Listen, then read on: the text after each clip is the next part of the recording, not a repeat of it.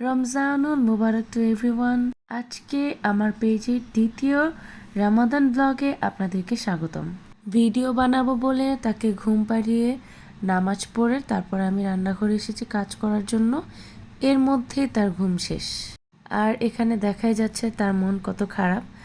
ঘুম থেকে ওঠার পর সারাটা বিকেল শুধু কান্না করেছে আর আমাকে অনেক জ্বালিয়েছে। ওকে এক হাতে কোলে নিয়ে আমি এই যে কাজগুলো করতেছিলাম। তো আমি প্রথমে ধনিয়া গরম করতে বসিয়ে দিলাম। গরম করতে বলতে আমি এটাকে টালবো, টেলে তারপর হচ্ছে ব্লেন্ড করে রাখবো, যাতে আমি ইফতার আইটেমে ব্যবহার করতে পারি। ভেষন বানানোর সময় একটু ব্যবহার করব, তারপর হচ্ছে পেঁয়াজ বানানোর সময় একটু ব্যবহার করতে পারবো, আবার চাইলে তরকারির মধ্যেও সামান্য ব্যবহার করতে পারবো। তো আমার ব্লেন্ড করার শেষে একটু টেকনিক খাটিয়ে আমি ডিব্বার মধ্যে ভরে নিলাম, তা না হলে পড়ে যায় চামচ দিয়ে ভরতে গেলে। তো এই জিনিসটা ব্যবহার করার পরে আমার আর পড়েনি, যে দেখতে পেলেন। তারপর হচ্ছে আমি প্রথমে গরম মশলা টেলে নিলাম, তার একটু পরেই জিরা, এগুলোকে টেলে এগুলোকে আমি ব্লেন্ড করে নিব। তারপর এখানে দেখতে পাচ্ছেন মরিচ টেলেছি, এটা আমি আলুর চপে ব্যবহার করার জন্য করলাম। তো এই জিনিসগুলো আমি রেডি করে রাখি, যাতে করে আমার ইফতার বানানোর সময় আর কষ্ট না হয় এক্সট্রা করে করতে